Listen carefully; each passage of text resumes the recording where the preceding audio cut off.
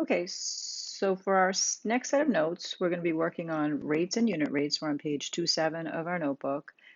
The first thing we do is write our definition of rate. A rate is a ratio that compares two different quantities.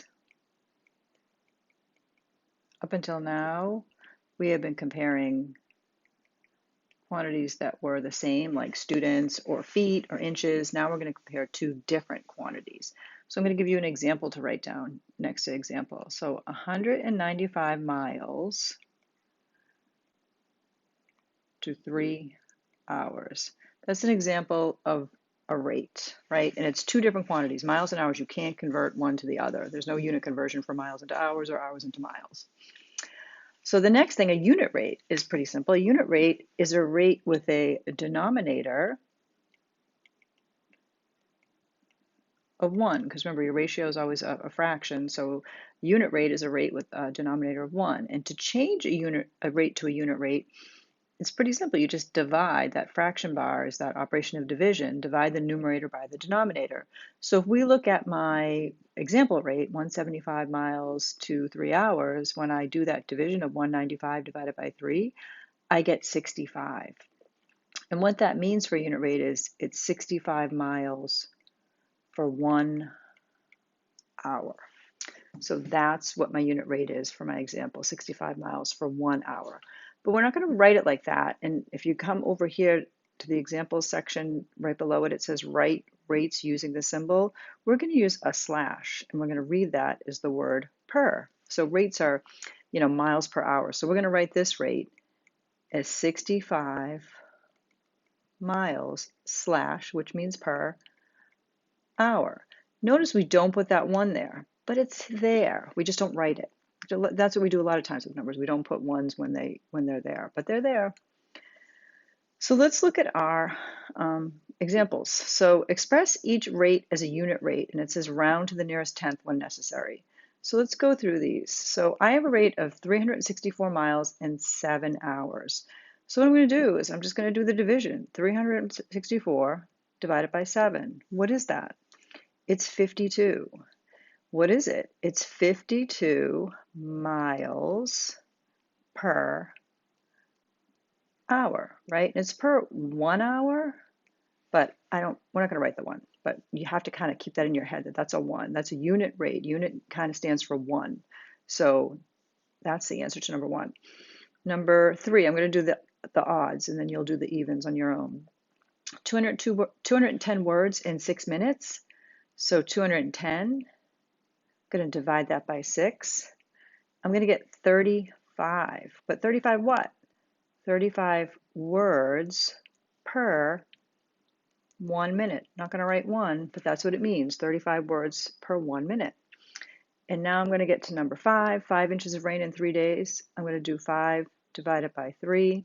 For this one, though, I am going to get 1.666, and it goes on forever. And remember, the direction said round to the nearest tenth when necessary. What's the tenth? The 10th place, it's the first place. So I have to look at the number next to it and decide if I need to round. It is higher than 5, so that means that 6 is going to become a 7. So it's going to become 1.7 and then inches per day. So make sure you have your labels there.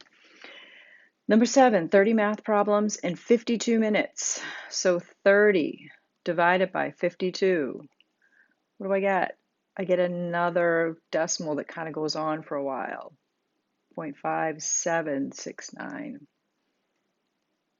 So tenths is right here. Got to look at the next number. It's a 7. That means it's bigger than 5.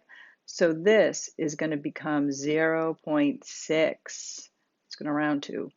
And it's 0.6 what? Problems or math problems per minute. So you're going to do 2 through 8 on your own. Very similar process. Go through divide and then round to the nearest tenth where you need to. And make sure you're labeling. That's really important. Okay, so number 9. The table below shows the number of teachers and the number of students at each of 4 middle schools. Which school has the most students per teacher? So notice how it's written, students per teacher. Students is going to be the numerator, teachers are going to be the denominator when I do my calculations. So I'm going to do 840 divided by 34 for my first one. So it's students per teacher. So I'm just going to do this since 840 is already written. And when I do that, I get 24.705, goes on for a long time. I'm going to do my rounding. I need to round to this place value. I look at the next number. Because it's a 0, I don't need to do anything to it. It's just going to stay a 7, so it's 24.7. I'm not going to put my label in right here because when I answer the question at the end, I'll use my label. But I'm doing my calculations here. I'm just going to leave it as a number. The next one, it's going to be students per teacher 675 divided by 40. So 675 divided by 40 is 16.875. I'm going to do my rounding. There's my tens place. That 7 is bigger than 5. So now this becomes 16.9. Okay, next one. 604 divided by 31. I get 19.483, goes on for a while. I'm going to look at the tenths place, look at the next number. It's an 8. That means it's going to get rounded up to a 5. So it's going to be 19.5. And then my last problem, students per teacher, is 578 per 28. So 578 divided by 28 is 20.642. Look at the tens place, the number next to it is lower than 5, so it stays a 6. So I have 20.6. So if I look at my numbers, I want to know which school has the most students per teacher. So I'm looking for the highest unit rate. So if I look at all these numbers, 24.7, 16.9, 19.5, 20.6, it looks like Edgewood Middle School is the correct answer. So Edgewood, and the rate is 24.7 students per teacher. So that is the correct answer for that one. So I did put the label on the final answer. I didn't put the labels on the work. So you're going to do number 10, and let's go to the next page. So unit rates with price. The other way to think of this is unit cost, right? How much does one whatever it is cost? So if we read this, it says unit prices give the cost per 1 unit, just like unit rate does 1 unit. This is especially helpful when comparison shopping to find the best deal, because you might be able to buy things in different sizes and then you can figure out which size is the best value, because sometimes it's not always the biggest one. So let's look. So when finding a unit price, always divide, this is important, the price. So the price is always going to be in the numerator, or the cost, the money part, by the quantity or the amount. That's really important because they're not always going to write it in that order. So you have to really think about you're doing whatever it costs divided by how much you're getting. That's important. So let's look at these directions. Express each rate as a unit rate, round to the nearest cent when necessary. Cent is 2 decimal places because you can have up to 99 cents before you have to go to the whole number of a dollar. So again, I got to think cost over amount. So for number 11, $9.40 per 5 cans. I do my math. 940 divided by 5 is 188, and that is per 1 can. So I didn't have to do any rounding because it had 2 decimal places, so it's perfect. I'm going to go to number 13. Now notice gallons is first, but don't be tricked into putting 15 in the numerator. It's the cost has to go in the numerator. So you've got to do that $31.35 over 15 gallons. So I'm going to do that division. So I'm going to do 31.35 divided by 15, and I'm going to get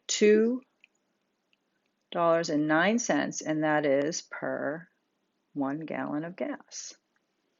Now I'm going to do 15. And again, the money part's second, so don't go left to right. Make sure you're paying attention and putting that on the top.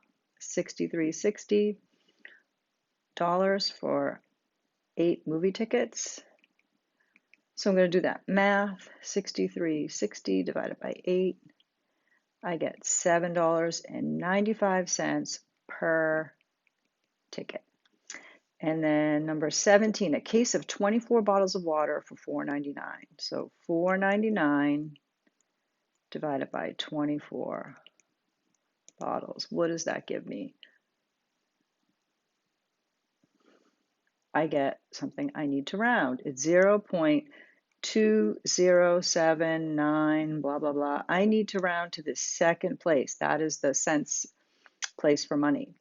I got to look at this next number. It's a 7, so I'm going to round it up to a 1. So this is going to become 0.21, so 21 cents per bottle. And then number 19, $5.29 per 5 pounds. And the abbreviation for pounds is LBS. So I'm going to do the math. 5.29 divided by 5 is 1.058, which is going to force me to do some rounding. Remember, it's a second place value. I look next to it. It's an 8, so it's bigger than 5. So it's going to be 1.06. So that is the answers for that next part where we did unit cost. The next problems. Now you're actually comparing deals. Determine whether option A or option B is a better deal. So again, we have to do cost on top and amount on the bottom. So if I'm looking at option A, it's $2.99 for 64 crayons. That's 0.046. If I look at that, it's going to round up to, so that's 0.05, so it's 5 cents per crayon. And if I look at my next rate, it's $6.99 for 120. So if I do that math, it is 0.058, a bunch of other numbers, but I'm just going to round it to this place. And when I look, I'm going to end up rounding that. I'm going to end up rounding that 0.05 up. So that's going to become 0.6.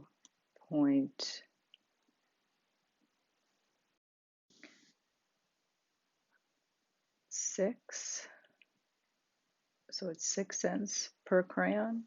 So which one is the better deal? Well, in your head of looking at math, you might be thinking the bigger number's better, right? But it's actually not when we're talking about money because we want to spend less money. So you got to stop for a second and think, I want to pay less. I want to use option A. So that's another little thing to remember for unit cost, that sometimes when you're thinking better, it's actually lower. Okay, so let's look at the last question we'll go over together. Question 23. So you've got, for the first option, $9.79 per 6. So let's do that, 9.79 divided by 6 for paper towel packs. I get 1.631. So when I round this, I'm looking at this place value. I'm going to end up rounding it. I'm going to keep it the same. So it's just going to be 1.63 per pack, per paper towel, I guess. And then I'm looking at the next option, $12.49 divided by 8 packs. And that's 12.49 divided by 8 comes out to be 1.561. So when I go to round, this is the number I'm looking at. It's a 1, so it stays the same. So it's 1.56 per I guess roll the paper towel.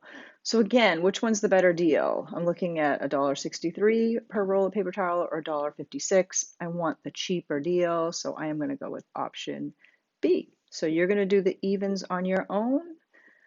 Good luck.